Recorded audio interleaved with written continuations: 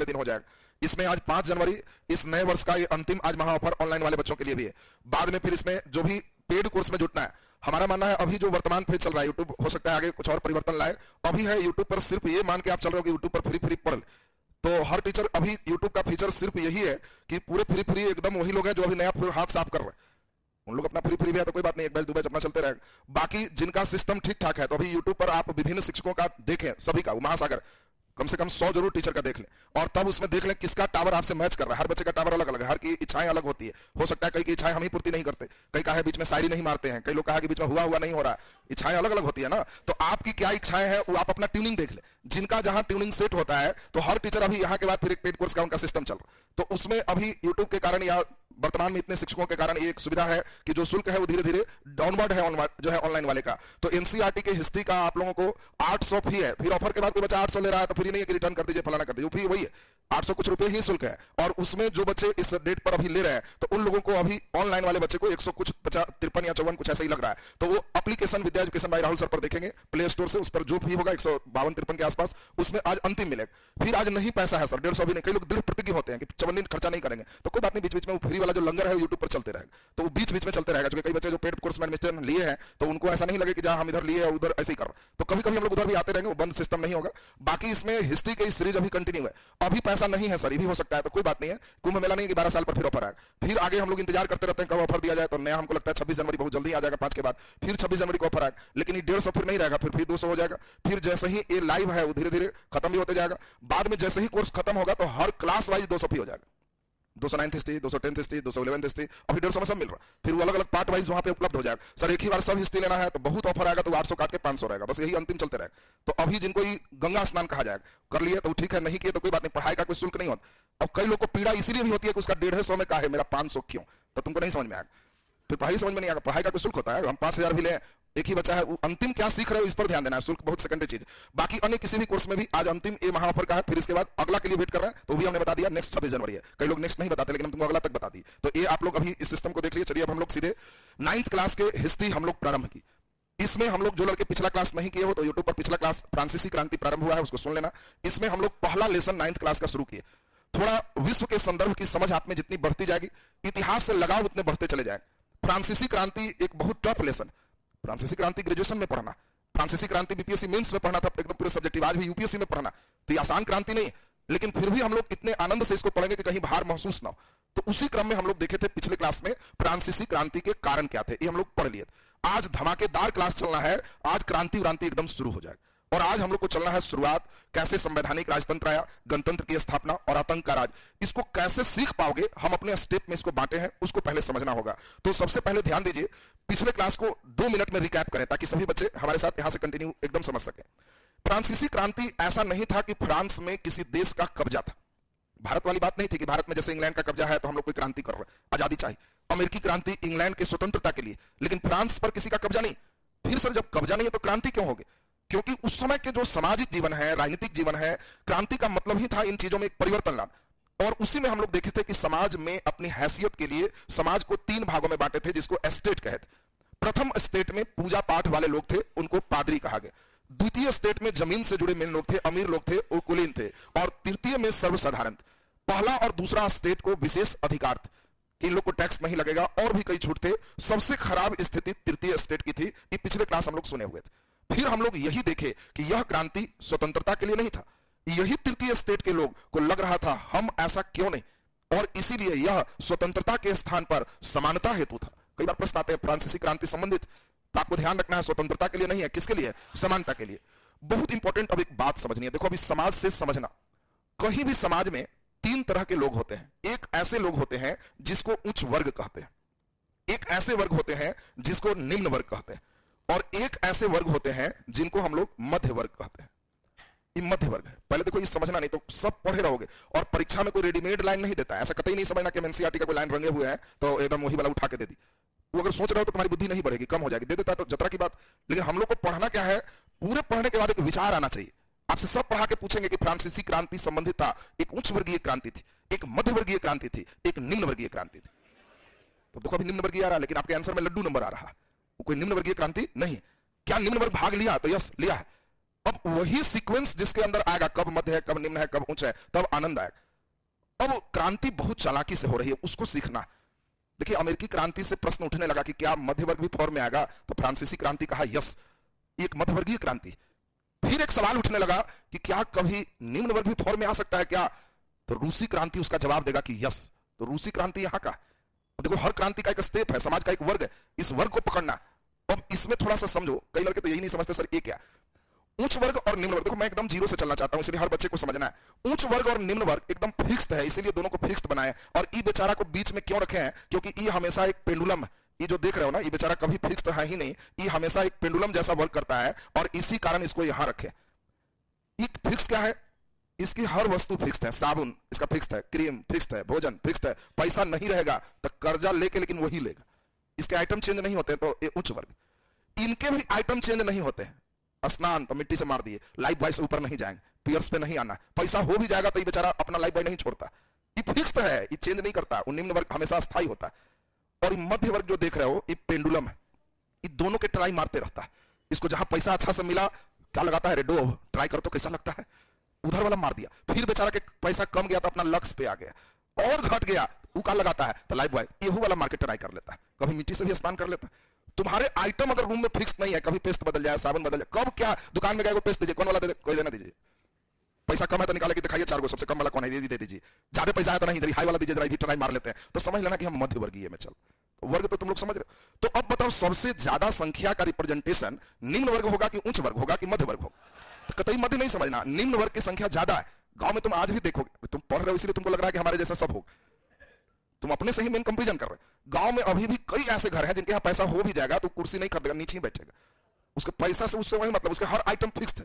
इसको पैसा हो जाएगा तो इसका सोफा आ जाएगा, और घट जाएगा तो प्लास्टिकों पर बैठ जाएगा, लेकिन इसको नीचे में भी बैठ जाएगा। इसके आइटम दोनों का फिक्स्ड होता है, इनके फिक्स्ड नहीं। तो अब तो मध्य वर्ग कौन है तो समझ रहा है। इसी में धीरे धीरे समाज में उच्च मध्य वर्ग आया, थोड़ा इन दोनों का मिश्रण गुण, और निम्न मध्य वर्ग आया, इन दोनों का मिश्रित गुण। अब यही क्रांति के लिए हम लोग को बेसिक समझना जरूरी था। कई बार होगा रूस में ये लोग हल्ला करेगा कि राजा हम बनेंगे, तो ये वर्ग सबसे चालाक वर्ग है, पढ़ा लिखा वर्ग, समझदार है। ये कभी नहीं चाहता है कि इसके हाथ में सत्ता दे दे, शुरू से सत्ता इसके हाथ में चल रहा है, हमेशा सत्ता किसके पास है, उच्च वर्ग। ये दोनों हमेशा कंपटीशन में रहेगा। चालाक इसमें कौन है, मध्य वर्ग। ताकतवर कौन है, निम्न वर्ग। ये दोनों, ये तो बेचारा है, बेचारा का मतलब जिसके पास संपत्ति है उसको डर है कि हमको ये लेगा वो लेगा, इसके पास कुछ नहीं। आगे रूस क्रांति आ गया तो कार्ल मार्क्स वगैरह देखेगा कि ये तो हट रहा है, धीरे धीरे ये आ गया, तो इसको थोड़ा सा जगाएं, टाइट करें। अब इसको भी चार्ज कर रहे हैं, ये कह रहा है बीच बीच में रूस वाला पढ़ोगे कि हम राजा बनेंगे, तो ये डांट रहा है कि पैसा का भी देखा है, राजा बनेंगे, बन भी जाएगा तो खजाना देके हाथ फेल कर जाएगा तुम्हारा, उतना पैसा तुम देखा है जो राजा बनेंगे। हम लोग बीच बीच में देखे भी हैं, नहीं भी देखे हैं, इसलिए मध्य वर्ग को एक्चुअल राजा रहना चाहिए। अब देखिए राजा की बात ये अपनी चालाकी से करेगा, इस चालाकी को आज समझना होगा। हम इस बात को इसलिए कर रहे हैं कि जब तक ये कंसेप्ट नहीं रहेगा ना, तुम आज की कहानी ही नहीं समझ पाओगे। किसी कहानी का अपना एक थीम होता है, और तुम कैसे समझोगे ये टीचर पर डिपेंड होता है कि वो कहां से चल रहा है और बच्चे के अंदर कौन सॉफ्टवेयर से लोड कर दिए। तो पहले तो हम एक बार ऐसे ही हुआ, एक बात सुन लेते हैं जिससे माइंड थोड़ा एंटरटेन हो जाए, और तब एक गंभीर बात शुरू करेंगे। आ चुके थोड़ा गंभीर बात है तो इतना भी हंस देंगे तो गंभीर बात कैसे समझेंगे, पहले ही हंस के खत्म कर लिया।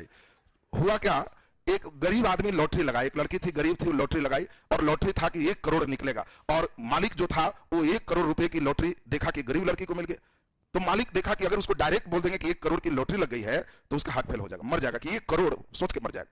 तो उसने अपने स्टाफ जो मध्यवर्गीय थे, वो भी गरीबी स्टाफ था, उसको कहा कि जाओ धीरे धीरे उसको समझाना कि 1 करोड़ मिला ताकि हार्ट फेल ना हो। स्टाफ भी गरीब था, निम्न वर्गीय था, लेकिन वो गया। जाने के बाद उसको कहा कि लॉटरी लगाए हैं, तो हाँ हम भी वही कंपनी में है, हमारा कुछ पैर भी चलता है, बोलिए 1 करोड़ तो नहीं, अगर 10 लाख आपका लड़वा दे तब। तो महिला बड़ा खुश हुई, तो कहीं 10 लाख रहेगा ना तो आपको 2 लाख दे देंगे, 8 तो मेरा होगा। कुछ कहा कि अच्छा नहीं और बताइए 20 लाख करवा दे तब। वो कहीं इतना के काम नहीं है, 10 लाख आपको दे देंगे, 10 तो हमको होगा। धीरे धीरे जब वो कहा कि 1 करोड़ के निकलवा दे तब, महिला कही कि तो उससे तो मेरा पूरा नाम हो जाएगा, तो सब पैसा आप ही को दे देंगे। और इस सुन के सुनाने वाला का हार्ट फेल हो गया, क्योंकि उसे मालूम था कि लॉटरी तो लग चुका है। तो हम लोग अब ये तीनों वर्ग को समझ चुके हैं, अब इस सिस्टम को आगे की ओर बढ़ाते हैं। तो अब जरा ध्यान दीजिए, तो हम लोग पिछले क्लास में देखे सामाजिक रूप से सब एक समान होने के लिए इस क्रांति को लाया गया। इसमें राजा जो हमारे चल रहे थे फ्रांस में बुर्बो वंश थे, और हम लोगों ने ये देखा कि बुर्बो वंश के जो राजा हैं वो दैवीय सिद्धांत से चल रहे थे कि देवताओं से हमें पावर मिला हुआ और हम देवताओं के सबसे करीब है। और तब इसी में हम लोग देखे थे कि लुई 14वां सबसे लंबे साल तक रहा, यहां तक कहा कि मैं ही राजी हूं, मेरा हर बात कानून। और यह क्रांति किसके समय हुई, लुई 16वां के समय। इस समय हम लोग देखे थे 10 अरब लिब्रे का कर्ज हो गया। एक बच्चे बड़ा परेशान था कमेंट में कि सर कर्जा दिया कौन। हाँ तुम ही परेशान में। अच्छा तो तुम्हारा दिल के बात बेचारा वो बोल रहा था, ठीक ही किया। कर्ज किसी भी देश को दूसरे देश से भी मिल सकता है, और स्वयं राजा का सामंत के साथ और पादरी के साथ गठबंधन चल रहा। राजा को जब कर्ज चाहिए तो दोनों वर्ग तैयार है कि मेरे पास पैसा है, इसको टैक्स नहीं लगता, ये राजा को कुछ भी देगा तो कर्ज देगा, और फिर राजा तृतीय स्टेट से टैक्स लगा के इसको चुकाएगा, बदले में फ्री नहीं देगा, सूद लेगा। तो राजा को इस कर्ज के लिए स्वदेश के ही अपने सामंत, उनके संपन्न स्थिति में, उनके पादरी भी संपन्न स्थिति में, और इन लोगों से भी कर्ज राजा लेगा। अब तुम ही बताओ, हम कहें हम पर कर्ज आ गया तो तुम कहेगा इनको कर्जा दे कौन रहा था? तो बैंक भी दे रहा था, उसी तरह दूसरा देश हमको जरूरत होगी तो आप में से भी मांगे कि भाई जो देगा, जिसको लग रहा है कि सर फिर एडमिशन ले लेके दे देंगे, तो कहेगा कि सर सूद 1%, ये लगता है 2-3% सोच रहे हैं। तो जितना पर सोचे और हमको मिल रहा है, तुम्हारे यहां से हमको आ रहा है, तो वो कर्ज हम पर हो गया, लेकिन देना तो पड़ेगा ना, ये पार्ट थे। अब यही बौद्धिक कारण में एक ही व्यक्ति का मेन नाम याद रखेगा जिसने कॉमन विल सिद्धांत दिया, सभी के राय में ज्यादा जिसकी राय बने, जिसने कहा था कि व्यक्ति स्वतंत्र पैदा होता है, हर जगह जंजीरों से जकड़ा होता है। व्यक्ति कौन है? रूसो। और रूसो के बारे में इंपॉर्टेंट हमने आपको समझाया था कि पहला व्यक्ति है, समानता की बात किया, स्वतंत्रता की बात किया। इसके पहले मोंटेस्क्यू देखे थे, जिसने शक्ति पृथक्करण की बात किया कि एक ही जगह पावर केंद्रित न रहे। इन सभी ने बहुत ज्यादा तो नहीं, लेकिन एक उत्प्रेरक का काम किया, सिस्टम को आगे की ओर बढ़ा दिया। आर्थिक रीजन, यहीं से हम लोग अब आज का क्लास शुरू कर रहे हैं। जब हम लोगों ने देखा कि बहुत ज्यादा लुई सोलहवां पर कर्ज हो गया, तो उसने नए टैक्सेशन लगाने की बात सोची। उसके पहले कई आर्थिक सलाहकार भी रखे, तुर्गो, नेकर, कोलेन, सब नाम सुने थे। अंततः बताया गया कि इसका निदान एक ही है, और निदान क्या है? नया टैक्स लगाना। और इसके लिए 175 साल से जो प्रतिनिधि सभा थी, जिसको स्टेट जनरल की सभा कहेंगे, उसकी कोई बैठक नहीं हुई थी। और इसी चीज को आज के क्लास से अब समझना है, अब यहां से आनंद बढ़ते जाएगा। उसके पहले थोड़ा सा हम चाहते हैं कि अगर सचमुच चाहते हो कि लेसन समझ में आए, तो इसके लिए तुम्हें भेद समझना पड़ेगा, क्योंकि अब एनसीईआरटी में नहीं मिलेगा। वो हमारे आरटी के अनुसार चलोगे तब एनसीईआरटी पकड़ पाओगे, नहीं तो उसकी कहानियों को अगर पढ़ते जाओगे लाइन बाय लाइन तो नींद आने लगेगी, तुमको पता ही नहीं चलेगा कि फ्लक्चुएशन कब हो रहा। और उस फ्लक्चुएशन को बढ़िया से समझाएं। क्रांति जब हुआ तो सबसे पहले लोगों ने कहा कि राजा रहेंगे, लुई सोलहवां रहेंगे, लेकिन हमारे अनुसार चलेंगे, हमारे सदन जो बनेंगे, जो नियम बनाएंगे उसके अनुसार चलेंगे। तो संवैधानिक राजतंत्र सबसे पहले आया, ये पहला चरण। जब दूसरा चरण आएगा तो इस चरण में संवैधानिक की बात जैसे ही होगी तो होगा कि संविधान कौन कौन रखेगा, तो होगा कि इसमें वोटिंग शोटिंग पड़ेगा। इसमें तुम्हें जान के आश्चर्य होगा कि सबसे चालाकी कौन किया? मध्य वर्ग। कभी नहीं चाह रहा था कि निम्न वर्ग इसमें शामिल हो जाए, क्योंकि उसको इच्छा थी निम्न वाला आ जाएगा तो लोग का भीड़ ज्यादा है, वो फिर हुआ करके हम लोग से छीन लेगा। तो इसी कारण से इसने चालाकी से निम्न वर्ग को छांट दिया। तो कैसे छाटा, वही कहानी आ गई कि सर छाटा कैसे, तो कैसे छाटेगा देखना, बड़ा हाई टेक्नोलॉजी लगाई, इतना वीआईपी फार्मूला कि तुम सोच भी नहीं सकता। और वो फार्मूला से गरीब के छाट के मध्य वर्ग और उच्च वर्ग मिल करके राजा को बचाए रखा कि उच्च वर्ग भी राजा के कहा रहेगा, वो ठीक। धीरे धीरे जो गरीब था, कुछ कुछ उसमें भी चुना के आया था, वो गरीब में भी कुछ थोड़ा अमीर हो जाता है, तो उन लोग बैठ के गरीब की बात कर रहा है, और उन लोग देखते देखते सत्ता को अपने खींच लिया। तो ई वाला जो देख रहा है ना, गरीब के पास आ गया, तो ये इतना फॉर्म में है, किसको मारे किसको क्या करे, ठहरो। बिना भय के प्रीति नहीं होता, भय माने डर से प्रेम होता है, इनका थ्योरी अलग। इसलिए एकदम इतना मारो कि एकदम प्रेम हो जाए, मारने से प्रेम होगा, प्रेम से प्रेम नहीं होगा। और इसीलिए इस चरण का नाम देखो क्या है? उग्र गणतंत्र। राजा को भी मार के सही कर दिए, भी बेचारे के प्राण लुई सोलहवां के निकाल दिए, इस चरण में भी मर जाएगा। और सब जो है सबको ठीक करके गरीब का एक व्यक्ति होगा, रॉबस्पियर, आतंक मचा के रख देगा। जो आदमी है कहेगा मध्य वर्ग, लटका दो इसको, गिलोटिन लगा दो, मार दो इसको। ऐसा आतंक मचाएगा कि धीरे धीरे अपने साथी को भी मारना शुरू कर दी, तो गरीब लोग अपने मिल करके रॉबस्पियर के मार दिए, और यही आतंक राज खत्म होगा। और जब रॉबस्पियर जैसी मरा, फिर मध्य वर्ग एक्टिव हुआ कि अरे मरा रॉबस्पियर। अब फिर मध्य वर्ग जब आ गया तो बेचारा गरीबकन के यहीं पर है, खत्म। फिर मध्य वर्ग जब आया तो कहा कि ना बढ़िया से, उसे मारपीट नहीं, हो गया जो हो गया, लेकिन अब बढ़िया से चले, तो एक उदार गणतंत्र की स्थापना की। धीरे धीरे मध्य वर्ग का एक व्यक्ति आएगा, नेपोलियन बोनापार्ट। वो अब इस क्रांति को ही दूसरे दिशा में लेके चल दिया। तुमको जान के आश्चर्य होगा कि क्रांति क्या हुआ। लोग कहे कि सब समान हो जाए, इसके लिए क्रांति हो रही है, तो वो यहां आते आते सबके ठोक पीट के समान कर दिया, कानून के समक्ष सब समान होगा, हो गया। चर्च की संपत्ति जब्त की जाएगी, पादरी डरे चुप है कि जब राजा के मार दिया बोलेंगे तो मेरा कौन ठिकाना। सब संपत्ति, चर्च जहां जहां वहां ऑफिस खोला जाएगा, खोल दिया, बेचारा सब शांत। ये लोग सबके ठंडा दिया, लेकिन फिर अपने जब मर गया तो मध्य वर्ग उदारवादी चल रहा है। हम लोग देखेंगे किस तरह से काउंसिल व्यवस्था आएगी। उसका हेड जब नेपोलियन बना तो ये देखा कि फ्रांस का तो टास्क खत्म हो चुका है, तो अभी क्या रहा है, पूरे विश्व में समानता होनी चाहिए, जो राजा नहीं करता है वो अन्याय कर रहा है, वहां के जनता हमको याद कीजिए। अब बगल वाला कह रहा है नेपोलियन को कि हुजूर आप आइए ना मेरे यहाँ, हम आपका साथ देंगे, मारिए तो इसको, मेरे यहाँ गरीब अमीर करते रहता है। तो नेपोलियन बगल में हमला किया, सब नागरिक उस देश का नेपोलियन का साथ दिया, देखते देखते इस पर भी कब्जा। दूसरा देश कहा कि वाह देखो नेपोलियन देश गया, सबको समान कर दिया, तो क्यों नहीं नेपोलियन के हम लोग भी न्योता दें। अगला देश न्योता दे रहा गरीब सबकी, जी मेरे यहाँ भी। ऐसा न्योता मिलने लगा कि देखते देखते नेपोलियन आधा से ज्यादा यूरोप पे कब्जा कर लिया। चला था क्रांति काहे के लिए, और हो क्या रहा है जो देखो। यही बच्चे के अंदर स्टेप नहीं बैठ पाता है और लेसन नहीं समझ पाता। ये सबसे मेन सॉफ्टवेयर है। ये जब तक नहीं समझोगे तो क्रांति ही नहीं समझ में आएगी। कभी कहोगे कि रॉबस्पियर आ रहा है, नेपोलियन आ रहा है, कौन कौन आ रहा है, काका कर रहा है, समझ में नहीं आ रहा। तो तुम्हें फ्रीक्वेंसी जब धरने लगेगा ना तो आनंद आने लगेगा कि वाह ये तो बड़ा आनंददायक सफर है। क्रांति हुआ था समानता के लिए और ये हो गया है कब, यहीं पे। और फिर यही राजा कहा कि लाओ दस्तखत कर देते हैं, सब बराबर है। लेकिन जब गरीब का हेड बना तो खाली दस्तखत से होगा, वो सब जो पादरी सब सबका छीनागा नहीं, सब छीन। और इसीलिए फ्रांस में तुम देखोगे कि धर्मनिरपेक्ष देश घोषित किया जाएगा। और इंडिया वाला धर्मनिरपेक्ष नहीं है। यहां होगा कि सरकारी कोई भी ऑफिस रहे, स्कूल रहे, कहीं रहे, धर्म का चीज आना ही नहीं चाहिए। जब धर्मनिरपेक्ष है तो धर्म का चीज क्यों आएगा? इसलिए आज भी तुम देखोगे कि फ्रांस में सबसे पहले यूरोप में उद्घाटन होता है कि स्कूलों में हिजाब नहीं चलेगा, नकाब पहन के लड़कियां नहीं आएगी, कोई भी है तो दाढ़ी रखे हुए है, टोपी रखे हुए तो फ्रांस में नहीं बहाल होगा। उस समय का सॉफ्टवेयर है, उस समय ही कह रहा है कि धर्मनिरपेक्ष का मतलब सरकारी चीज में धर्म नजर नहीं आना चाहिए। आज भी वहां कई बार ऐसा होता है, घटना सुनने को मिलेगा कि टीचर धर्मनिरपेक्षता पर पाठ दे रहे हैं, बच्चों को कह रहे हैं तुम क्यों आया ऐसा पहन के, धर्म का चीज नहीं रखना है। और बच्चों को घर से धर्म इतना चार्ज किया हुआ है कि टीचर को धर के मार बैठे। ऐसा अखबार में कॉमन न्यूज है कि फ्रांस में एक बच्चे ने टीचर को चाकू मारा। न्यूज आएगा, फिर न्यूज आने के बाद तुम्हें आश्चर्य नहीं लगना चाहिए, कहना है कि वो समझ रहे हैं ये इस तरह की व्यवस्थाएं उस समय के जो संविधान में थी उसके कारण ये सब साइड इफेक्ट चल रहा है।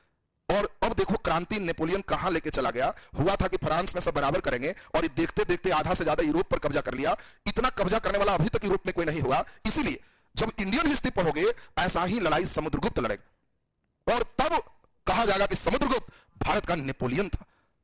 अब जो लड़का नेपोलियन कौन है पता नहीं है, ये पता ही नहीं है कि नेपोलियन किया क्या है, तो समुद्रगुप्त नेपोलियन था, वो खुश हो जा रहा। लेकिन अब ध्यान दीजिए, अगर कभी भी हिस्ट्री से तुम्हारा ऑनर्स है, पीजी है, अगर इंटरव्यूअर तरंग छेड़ता है, कई बार चेक करता है कि बच्चे कहां तक इसका रेंज, अब तरंग छेड़ दिया भारत का नेपोलियन किसे कहते हैं, अगर तुम धाए से समुद्रगुप्त बोला तो समझ लेगा कि इसको बुद्धि कम है, नंबर नहीं देगा। तुम अंदर से खुश है कि 3 क्वेश्चन पूछा, तीनों धाए से बोले और बाद में छटपटाएगा कि नंबर काट क्यों लिया, हम तो आंसर दिए थे। कतई नहीं बोलना कि समुद्रगुप्त भारत का नेपोलियन। पीटी के लिए सही है, मेंस के लिए, इंटरव्यू के लिए सब नहीं सही। समुद्रगुप्त क्यों नेपोलियन नहीं, अब तुम ही बताओ। नेपोलियन को जो पढ़ रहे हो ये 1814 में फिर वाटरलू की लड़ाई वगैरह लड़वाएंगे, तब 1814 में नेपोलियन। और जब समुद्रगुप्त पढ़ोगे तो ये 319 ईस्वी में गुप्त काल स्थापित है, तो ये 300-400 ईस्वी के फेज का ही व्यक्ति है। तो बताओ ये समुद्रगुप्त कब है? 400 में, और नेपोलियन कब है? 1800 में। सोच लो तो 1400 साल बाद नेपोलियन। और तब क्या ऐसा कहना सही? अब तुम ही बताओ। हम अभी पढ़ा रहे हैं, मान लो ये हम है राहुल सर, और बाद में तुम्हारे बीच से कोई लड़का एक विवेक सर बनता है और वो मान लेते हैं, विवेक नाम के खुश मत होना, ध्यान दो। अब हम ये राहुल सर पढ़ा रहे हैं, कष्ट को समझो तब उस बात को अच्छा से रख पाओगे। मान लो हम 2024 में राहुल सर इस बात को पढ़ा रहे, कोई बच्चे हमारी बात बहुत अच्छा से समझा, बहुत अच्छा किया, और उसने भी पढ़ाने का निर्णय लिया कि जिंदगी में कुछ नहीं होगा, तो एक चीज तो राहुल सर दे ही दिया है कि रोटी का दिक्कत नहीं होगा, कहीं शुरू करेंगे तो समझा लेंगे। उसने शुरू किया और सफर में 2030 में एकदम हूबहू ऐसे ही पढ़ा रहा। और हम 30 में फिर जब यूट्यूब पर लाइव आए तो कोई बच्चा कह रहा है राहुल सर तो एकदम विवेक सर जैसा पढ़ा रहे हैं। बोलो ये अन्याय है कि नहीं? हमको ये बता दो, ये अन्याय है कि नहीं? अगर कोई बच्चा लिख दे कि राहुल सर एकदम विवेक सर जैसा पढ़ा रहे हैं तो ये अन्याय है, क्योंकि हम इस बात को पहले किए हुए। उसको उचित बोलना यह था कि विवेक सर एकदम राहुल सर जैसा पढ़ा रहे, क्यों बाद में ही आया। अब तुम बताओ, अब इस लाइन को समझ पाओगे? देखो कई बच्चे लाइन ही नहीं समझ पाते, और मैं चाहता हूं कि बच्चे हमारी हिस्ट्री समझे। तुम लोग रतन तो नहीं बनो, लड़के क्या है भारत का नेपोलियन समुद्रगुप्त है, भारत का नेपोलियन समुद्रगुप्त। अब तुम ही बताओ ना, भारत का नेपोलियन समुद्रगुप्त है, कहना क्या तुमको सही लग रहा है? समुद्रगुप्त 1800 में है, ये 400 में है, तो क्या ये कहना सही है कि भारत का नेपोलियन समुद्रगुप्त है? नहीं। क्यों? ये बहुत पहले ऐसा विजय प्राप्त किया। कहना क्या चाहिए था? यूरोप का समुद्रगुप्त नेपोलियन है, ये सही होता। और यही चीज तुमसे इंटरव्यूअर चेक करता है। हिस्ट्री का ऑनर्स देख लिया, हिस्ट्री से पीजी देख लिया, मुस्कुराता है कि इधर आइए, भारत का नेपोलियन किसे कहते हैं, आहिस्ते से दागा, और देखता है कि इसके अंदर गंभीरता है। जो लड़का वन लाइनर है वो इतना सोचेगा, वो कहेगा एकदम हल्का पूछा था मार दी। और जो लड़का गंभीर है वो मुस्कुराएगा। कि विंसेंट स्मिथ एक इतिहासकार है, पूर्वी सोच को दर्शाता है। दोनों के कालखंड में बहुत अंतर है। समुद्रगुप्त को भारत का नेपोलियन कहने के बजाय यदि यूरोप का समुद्रगुप्त नेपोलियन को कहा जाता तो ज्यादा उचित होता। कई मायने में समुद्रगुप्त नेपोलियन से भी ज्यादा अच्छा विजेता रहा है। ऐसा करके आप खाली निकल रहे हो, 2 जोड़ 2 बराबर 4 नहीं करना, मैथ नहीं है, हिस्ट्री है। और ये जो लड़का करके निकल रहा है ना, तो जांचने वाला कहता है कि ओरिजिनल हिस्ट्री के चला भेंट हो गया, हिस्ट्री से अगला क्वेश्चन नहीं पूछेगा उससे, पक्का एकदम बात समझ लो। तो इससे तुम्हारे इस स्तर पे आना चाहिए। तो मैं अभी चाहता हूं कि इस बहस के माध्यम से सारे लोग समझें। तो हम लोग ये देखें, अब नेपोलियन, दूसरा तुमको बहुत आश्चर्य होगा, नेपोलियन सब जगह, फ्रांसीसी क्रांति का नारा है समानता, और इसने कहा कि कानून के समक्ष सब समान। तो जो गरीब वर्ग था वो बुला लिया, सब जगह फैल गया। दूसरा इसने कहा समानता के बाद स्वतंत्रता और बंधुता, एक देश के सभी लोग बंधु हो, भाई हो। और यहीं से फ्रांसीसी क्रांति से राष्ट्रवाद का बीजारोपण होता है कि एक देश के सब लोग जब भाई हैं, जैसे अभी क्या है, हम लोग भारत में राष्ट्रवाद का सॉफ्टवेयर लोड है हमारे सभी बच्चों में, तो पूरे भारत के लोग को आप भाई समझते हो। जैसे ही आपको मालूम चलता है कि जम्मू कश्मीर में मरा, तो तुम यहीं से तकलीफ में आते हो कि भारत में ना है, मेरा भाई मरा, बड़ा तकलीफ। 4 मरे जम्मू कश्मीर में, तुमको दुख होता है, लेकिन यही आ जाए न्यूज में कि यूक्रेन में 400 मरे। यूक्रेन भारत में है ना, मरे तो उधर कोई बात नहीं।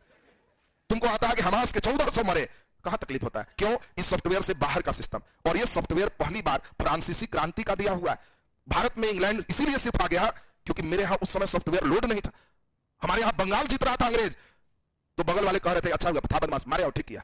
फिर नीचे जीता तो हम लोग कहा कि ठीक किया, टीपू सुल्तान भी बदमाश। फिर धीरे धीरे करके जब सब जीता तब हम लोग के अंदर वाला सॉफ्टवेयर लोड हुआ। तब अंग्रेज पूछा कि जी खाली कर दे। कहां से? कहां से? पूरा, क्योंकि सॉफ्टवेयर में अब पूरा आ चुका। अब कोई बच्चे नहीं चाहेगा कि कोई हिस्सा में दूसरा देश जीते, चाहे वो कितना भी बदमाश क्यों न रहे, राज्य कुछ भी क्यों न करे। ये सॉफ्टवेयर का देखो कमाल। और यही सॉफ्टवेयर, तुमको आश्चर्य होगा, नेपोलियन सब जगह जीता और सब जगह पढ़ाते गया समानता, स्वतंत्रता, बंधुता। और जब धीरे धीरे सब देश जीत गया तो यही लोग बैठ के कह रहा है बंधुता, एक देश के लोग बंधु हैं, तुम क्या कर रहे हो?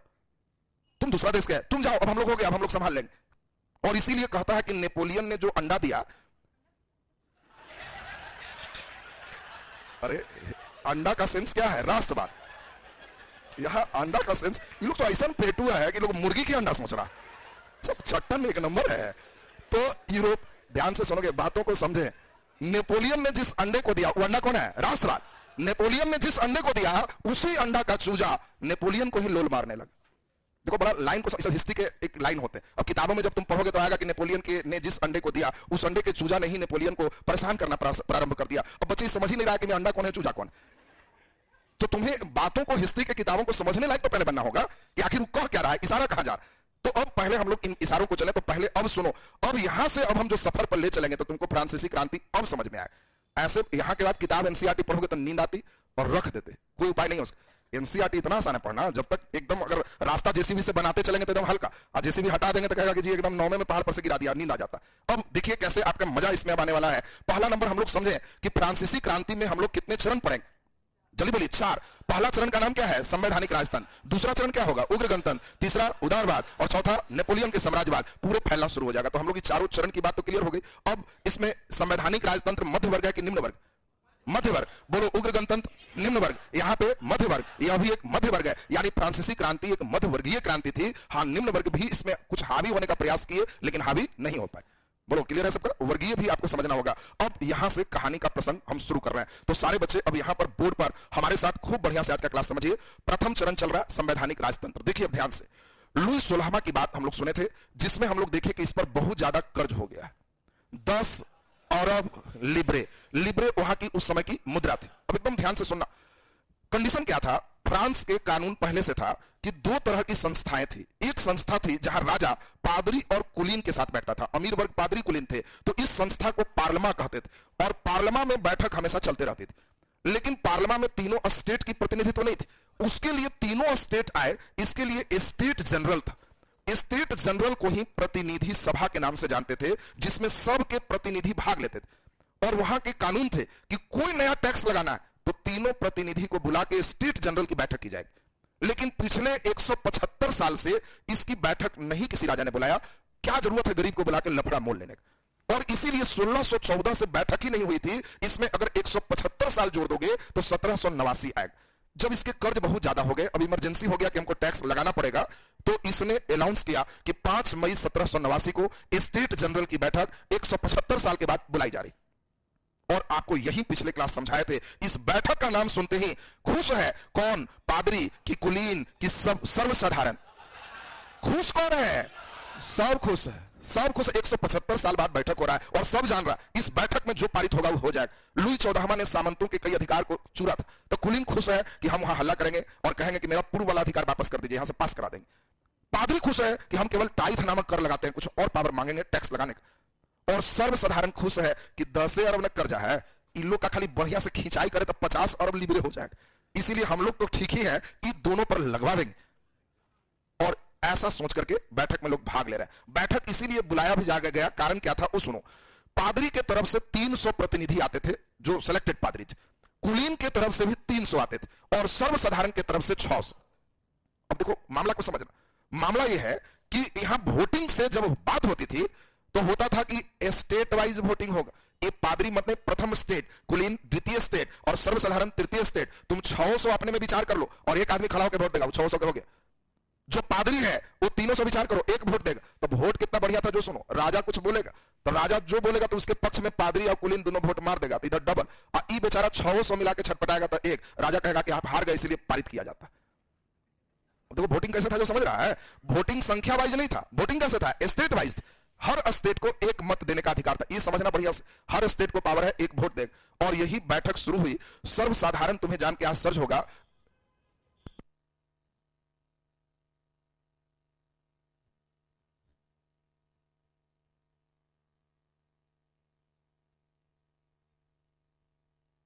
चलिए ध्यान दीजिए। तो अब यहां पे कंडीशन हम लोग समझेंगे थोड़ा बढ़िया से। तो अब स्टेट जनरल, अब देखिए यहां पे वोटिंग का पावर किसको किसको है, सबको, लेकिन एक एक। अब सोच लो, राजा अब कह रहा है कि हमको समस्या क्या है, सब बोलिए। सबसे तैयारी से सर्वसाधारण गया था, हर किसान का, हर मजदूर का समस्या चिट्ठी में लिख लिख के 40,000 चिट्ठी लेके गया था। 40,000 ये दिखाएंगे, देखिए हुजूर इनको ये दिक्कत है, इसको ये दिक्कत है, और 40,000 समस्या रखेंगे तो इन लोग का भी कुछ हृदय द्रवीभूत होगा और तब कहेगा कि ना ना ठीक है चलिए जो हो जाए। लेकिन जब इन लोग देख लिया कि सब समस्या को कोई सुनने वाला भी नहीं, ये बैठक सिर्फ इसीलिए बुलाया गया है कि कैसे इस पर टैक्स लगा दें और कुछ उद्देश्य नहीं।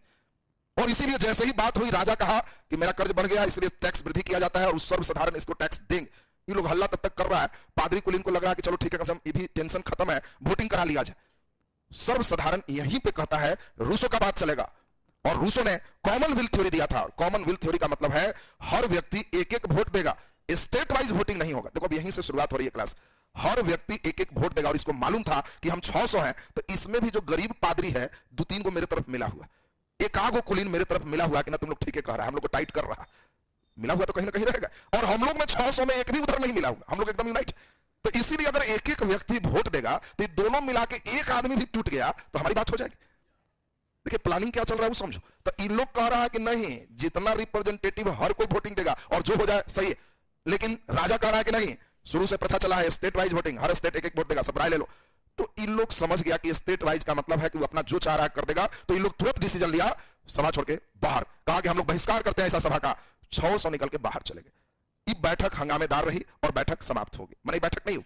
लेकिन अब राजा को तो भाई टैक्स चाहिए, तो इन लोग कहा कि ठहरिए ना, टैक्स कैसे आएगा, उपाय करते हैं। अब इन लोग जो है कहा कि तब सामने एक टेनिस मैदान था, फ्रांस का अभी भी फ्रेंच ओपन देखते हो, टेनिस जो देख रहे हो, उस समय भी तो बड़ा सा टेनिस फील्ड था एकदम स्टेडियम जैसा।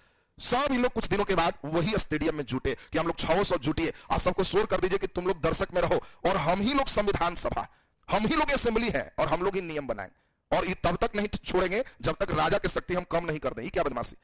अब लीजिए एक नया असेंबली शुरू हो चुका है और उस असेंबली की कहानी सुन के आपको गहरा आश्चर्य लगेगा। ये नया असेंबली को ही इन लोग नाम क्या दे दिए, नेशनल असेंबली। और ये 20 जून 1789 की बात है। 600 रिप्रेजेंटेटिव है और इसका नेतृत्व कौन कर रहा है, मिराबियो। और कौन कर रहा है, आबेसी। जान के गहरा आश्चर्य होगा, मिराबियो कौन है, तो ये उधर से कुलीन का आदमी है।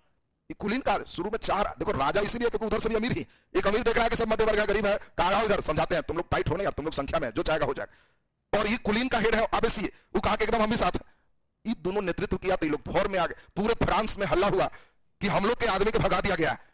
सब गरीब मजदूर मध्य वर्ग दौड़ चला और ये 20 जून को टेनिस कोर्ट दर्शकों से भरा हुआ है, अंदर टेनिस नहीं हो रहा है। ये 600 मोर्चा धरे हुए और 600 कह रहे हैं राजा की निरंकुशता कम होनी चाहिए।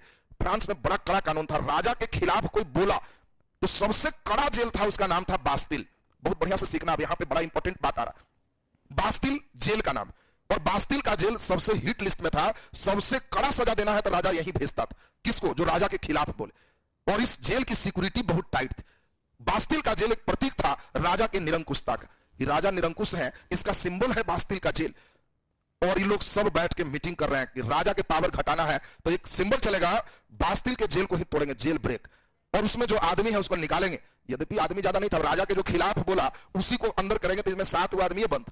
लेकिन उस 7 एक सिंबॉलिक है कि सबसे कड़ा व्यक्ति जो राजा के खिलाफ बोला है वो बंद।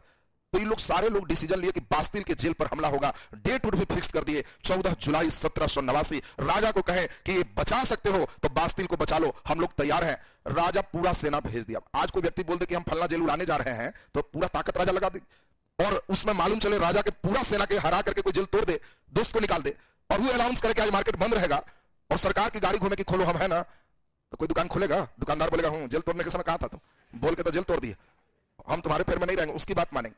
और यही देखो एक टर्निंग पॉइंट आता है। ये सभी लोग जो यहां पे भाग लिए थे टेनिस कोर्ट में, उन सभी ने 14 जुलाई 1789 को बास्तिल के जेल पे हमला किया। सब लोग मिलकर लड़े, इनके भी कुछ आदमी मरे, उनके भी मरे, अंततः जेल को तोड़ ही दिया और सातों को निकाल के यहां से हथियार भी खूब लूटे और बास्तिल के जेल के पतन को ही लोग मान लिए कि राजा का निरंकुशता खत्म कर दिए, हम लोग आजाद हैं। गुलामी था नहीं, सिर्फ एक काम करना है, राजा को हड़काना है कि हम जो बोलते हैं सुनो। राजा कह रहा था कि एक एक वोट स्टेट से ही, कह रहा था कि सबसे।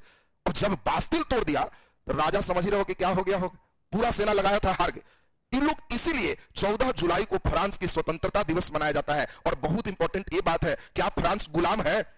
क्वेश्चन देगा। फ्रांस का स्वतंत्रता दिवस 14 जुलाई को है क्योंकि चॉइस इस दिन फ्रांस को इंग्लैंड से आजादी मिली थी।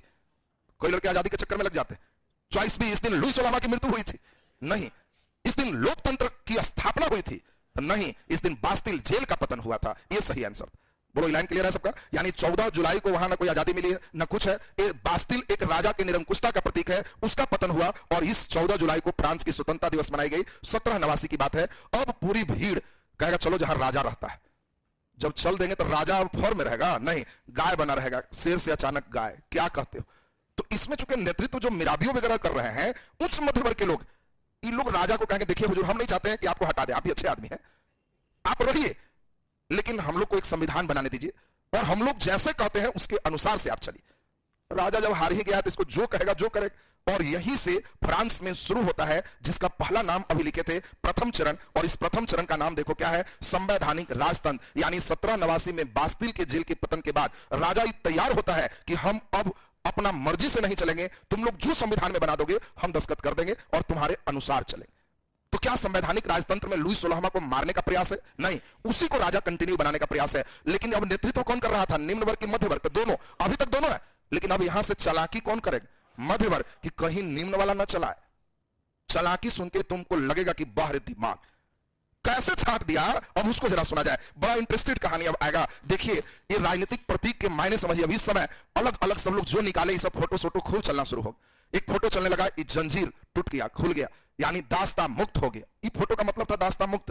फोटो चलने लगा, लकड़ी गट्ठर में बंधा है, संकेत था कि अकेले रहोगे तो तोड़ देगा, मिल के रहो। देखो हम लोग बास्तिल तोड़ दिए, कुछ नहीं था। ये एकता का सिंबल चलने लगा, संकेत था। टोपी पहले राजा मारते थे रेड कलर, अब इधरों से सब मारने लगा कि यार पहनो ना, आपको जी बोलेगा, कोई दिक्कत नहीं। पहले था कि नहीं ये वाला राजा पहनेगा, वो तुमको नहीं करना है। अब देखो ये टोपी भी फेमस होगी। यहाँ पे त्रिभुज, त्रिभुज में आंख, यानी 3 भुजाएं, प्रथम स्टेट, द्वितीय स्टेट, तृतीय स्टेट, सब एक समान होगा। देखो सब स्टेट को समान बनाने के लिए त्रिभुज है। एक सांप है जो अपना पूंछ मुंह में लिए हुए, किस चीज का संकेत होगा? राजा का होगा। नालायक, इस संकेत किस चीज का है? तो यही संकेत है, कानून के समक्ष सब समान होगा। सांप कानून है और ये पूंछ मुंह में लिए हुए है, मतलब जिधर से चलो सब एक है। शुरुआत और प्रारंभ कहीं नहीं होगा कि प्रथम का अलग होगा, द्वितीय का अलग होगा और तृतीय का अलग होगा। यानी सांप के पूंछ मुंह में है, तो ये सिंबल किस चीज का है? ये संकेत है कि कानून सबके लिए समान हो। अब देखिए संकेत कितना बेजोड़ था इस समय। अब एक महिला, 3 कलर को हमेशा दिखाया गया, पीला, इसमें नीला, लाल और उजला, ये राष्ट्रीय रंग घोषित किया गया। इस समय बड़ा एक फेमस ई वाला चलने लगा, महिला को पंख है और उड़ रही है। अरे तुम लोग काका सोच के ही कर दिया।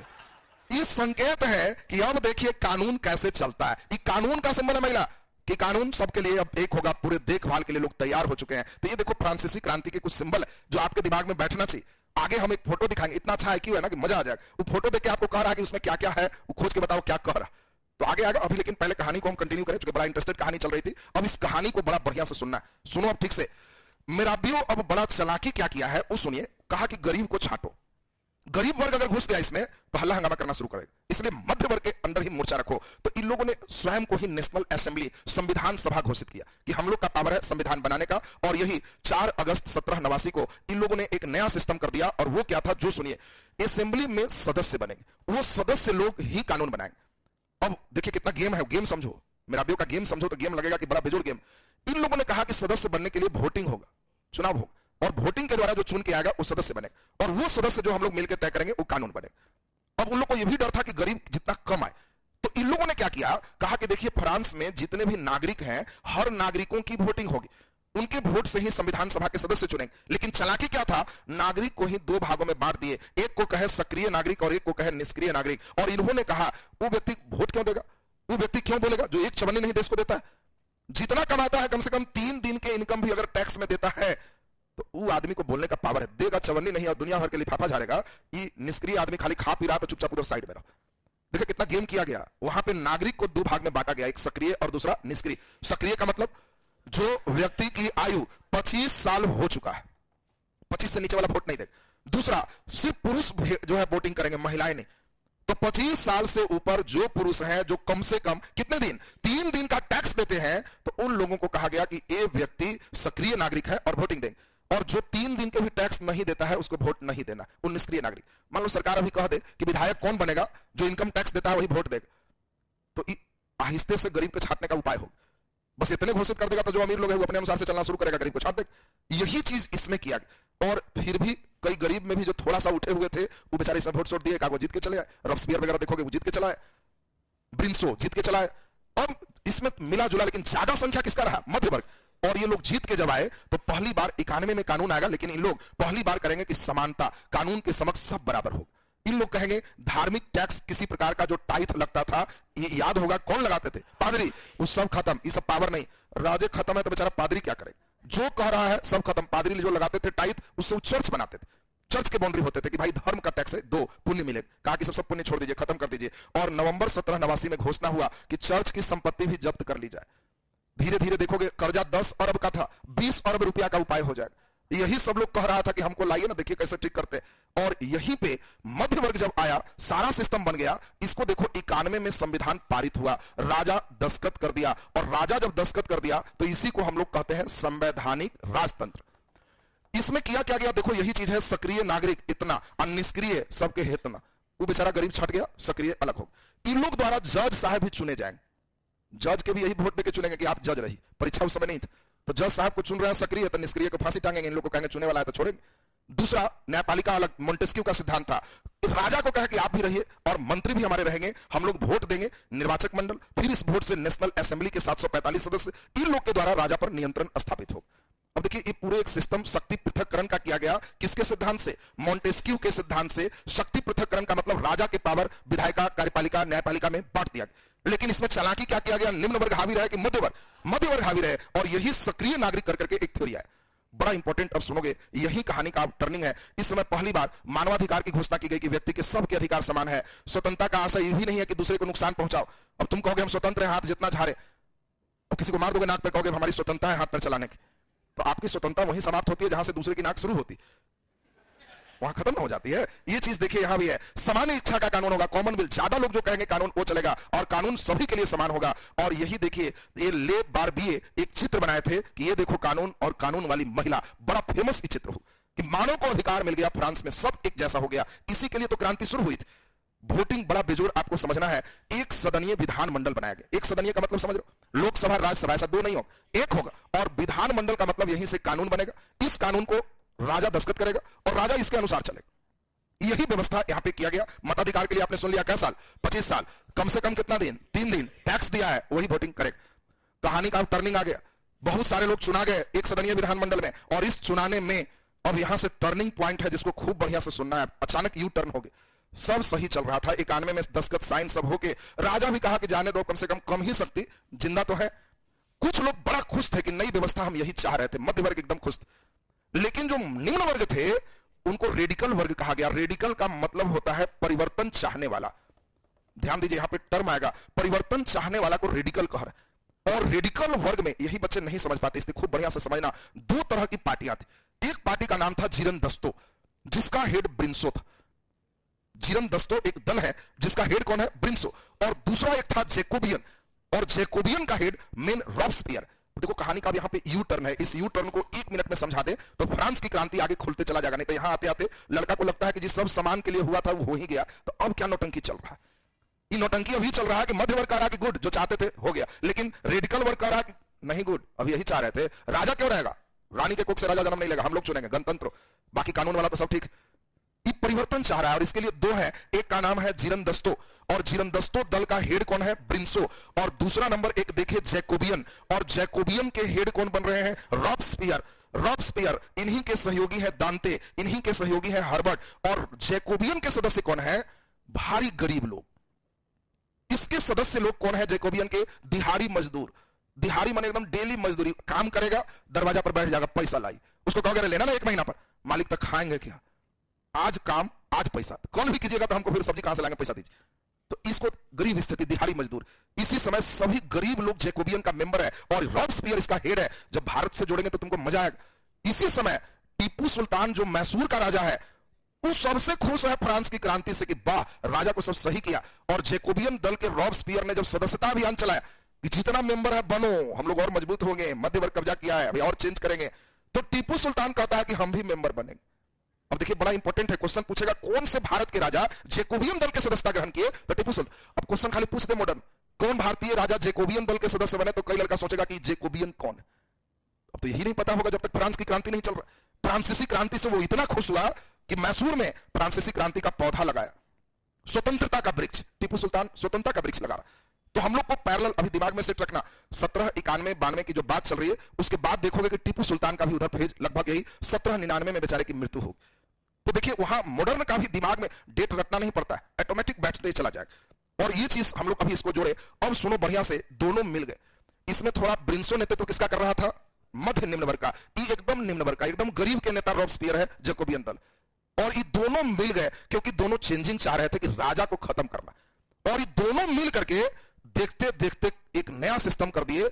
इधर लुई 16वां भी सब समझ रहा था। तो लुई 16वां देख रहा है कि धीरे धीरे सब हमारा गर्दन धर ले। तू अपना ससुराल में खबर भेज रहा है। ससुराल कहां है? ऑस्ट्रिया। उसी की राजकुमारी मेरी अंतुआनेत, उनका मेन रिलेटिव लोग बगल में प्रसा में है। तो सब जगह खबर भेज रहा है कि आप लोग थोड़ा सेना तैयार कीजिए और एक बार हमला कीजिए। तो जरा दे हाथ हम भी झाड़ लेने। लोग जैसे बढ़ रहा है, उल्टा पुल्टा बोल रहा है, कभी भी हमको धर ले। अब देखिए धीरे धीरे सुगबुगाहट होने लगा। ऑस्ट्रिया युद्ध के लिए तैयार हो रहा है, प्रसा तैयार हो रहा है। क्यों ना हो, इसका ससुराल है, इसका मेन गोतिया है इधर। तो इस सब तैयार है कि राजा के साथ अन्याय हो रहा है, इन लोग को मारो, जिरंदस्तों और जैकोबियन को मारो। इन लोग क्या किया? संविधान सभा के बैठक बुलाया और कहा बैठक में हमें मालूम चला है कि ऑस्ट्रिया और प्रसा हमला करना चाहता है, इसीलिए उसके हमला करने से पहले फ्रांस दोनों पर हमला करे, पारित करो, राजा से दस्तखत कराओ। लीजिए, मामला ही गंभीर हो गया। अब मामला तो बड़ा गंभीर जा रहा है। देखो कितना गंभीर मामला जा रहा है। राजा सोच रहा है कि बेचारा सहायता ले। जब तक की बातें आ रही है, यहां जिरंदिस्तों और जैकोबियन ये दोनों मिलकर डिसीजन ले रहे हैं कि हम लोग युद्ध की घोषणा कर दें। और ऑस्ट्रिया प्रसा पर 92 में ही युद्ध की घोषणा हो गई। अब लड़ाई जब होना शुरू हो गया, दोनों मजबूत देश है, सभी लोग मार्सिले गाका के चल रहे थे। अब बड़ा इंपॉर्टेंट एक मार्सिले शब्द है। मार्सिले फ्रांस का राष्ट्रगान है। तो कई बार क्वेश्चन पूछेगा, जैसे भारत का जनगण है उसी तरह फ्रांस का राष्ट्रगान क्या है? मार्सिले। और आपसे क्वेश्चन फिर वही है, भारतीय राष्ट्रगान के रचयिता रविन्द्रनाथ टैगोर है। तो आपसे क्वेश्चन देगा फ्रांसीसी राष्ट्रगान के रचयिता कौन है? तो मार्सिले के रचयिता है रॉजेट दी लाइल। अब रॉजेट दी लाइल मार्सिले को लिखे थे और सारे लोग मार्सिलो को गाते हुए पूरे उमंग में। जबकि नुकसान है, ऑस्ट्रिया और प्रसा मजबूत देश। इन लोग क्या किया? रॉबस्पियर और ब्रिंसो ये दोनों मिलकर के कहा कि राजा जब तक रहेगा ना, अंदर अंदर संपर्क रखेगा, पहले इसको बंद करो।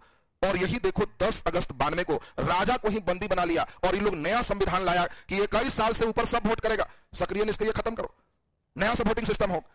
अब बताओ, निष्क्रिय खत्म जैसे ही होगा तो गरीब का रिप्रेजेंटेशन घटेगा कि बढ़ जाएगा? बढ़ जाएगा। और जैसे ही सब चीज हुआ 21 साल से ऊपर, तो कहा गया कि जो असेंबली नेशनल पहले चल रहा था उसका नाम अब कन्वेंशन हो, नया नाम रखा गया। और यहां से अब बहुत इंपॉर्टेंट था, 21 सितंबर 1792 को जब ये लोग एकदम फॉर्म में आए तो कहे कि राजा को अब छुट्टी दे दीजिए, राजा की जरूरत नहीं है, हम लोग अब गणतंत्र की स्थापना करेंगे, अपने राष्ट्राध्यक्ष को चुनेंगे। और रॉबस्पियर और ब्रिंसो ने, अब सोच लो, ऐसा नेतृत्व किया कि राजतंत्र ही समाप्त करके और गणतंत्र की घोषणा कर दिया। राजा को मारा उड़ा नहीं है, राजा को साइड छोड़ दिया और यहां से कहा कि सब कानून के समक्ष समान होगा, सब चीज सही होगा। अब यहीं से यू टर्निंग क्या है, अब उसको सुनो। यू टर्निंग ये है कि जैसे ही गणतंत्र स्थापित हो गया तो अब ब्रिंसो कह रहा है कि गुड, वेल डन, फ्रांसीसी क्रांति अपने लक्ष्य को प्राप्त कर लिया। अब हम लोग को क्रांति श्रांति नहीं सोचना चाहिए, अब हम लोग देश की बात करें, अब हम लोग देश की बात करें। इधर रॉबस्पियर कह रहा है कि अभी कुछ और बाकी है। बात समझिए, दोनों के बात में अंतर आने लगा, दोनों मिलकर काम की। इसका कहना था कि जब राजतंत्र ही खत्म कर दिए, कानून के समक्ष बराबर कर दिए, तो हम लोग यही चाह रहे थे, हो ही गया, खत्म किया जाए। लेकिन ये कह रहा है कि नहीं, अभी कुछ और बाकी है। क्या बाकी है भाई? तो इसने दिमाग लगा के ब्रिंसो की हत्या करवा दिया कि रहेगा तो फिर उधर से टाइप ऑन करेगा, खत्म करो। और ब्रिंसो की जब हत्या किया तो इसके साथ सबसे ज्यादा खुश था दांते और हर्बर्ट, यह ओरिजिनल हम लोग का राजा आया। सारे नेता इधर खुश है कि रॉबस्पियर तो मेन व्यक्ति है। रॉबस्पियर अब जब आगे बढ़ रहा है तो दांते हर्बर्ट कह रहा है कि भाई हम भी हैं, तुम्हारे साथ हैं। तो इन दोनों को मरवा दिया कि साथ है, तुम लोग रहेगा तो माथा खा के रख देगा। और दोनों को मरवाने के बाद इसके मन में अब लग रहा है एक चीज अभी बाकी है। क्या?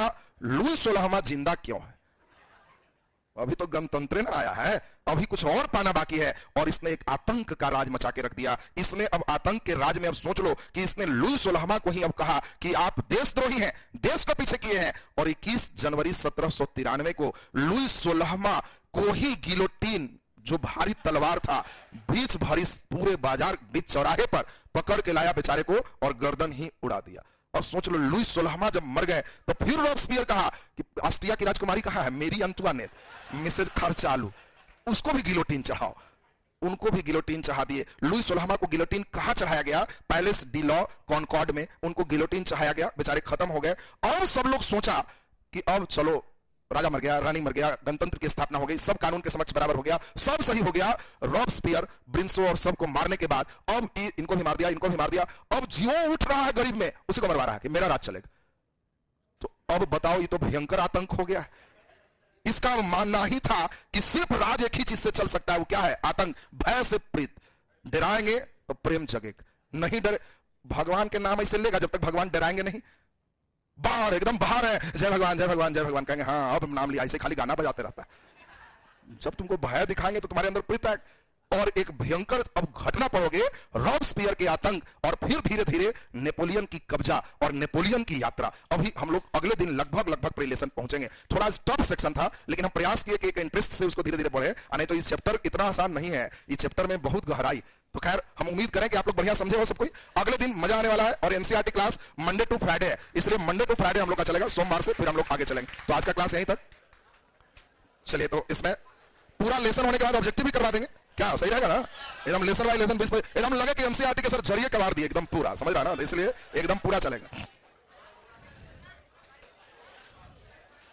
चलिए, ऑनलाइन वाले बच्चे जो हैं बस शेयर कर दोगे, गुरुदक्षिणा हो जाएगा जो इसमें है। तो उसमें लगेगा कि नहीं बच्चे हमारे साथ एकदम हैं, बहुत अच्छा कर रहे हैं, तो बीच बीच में क्लास जो इंपॉर्टेंट होगा चलते रहेगा। लगेगा कि नहीं निष्क्रिय विद्यार्थी है, तुम लोग में सक्रिय निष्क्रिय रहता है ना, अब इसलिए आपके कमेंट आते रहना चाहिए, जिससे हमको लगे कि सक्रिय विद्यार्थी सब लोग हैं, तब चलते रहेगा। पीडीएफ एकदम आज शाम में, नहीं तो कल तक एकदम अपलोड करवा देंगे। चलिए, बहुत बहुत धन्यवाद। नेक्स्ट क्लास हम लोग कल से चले।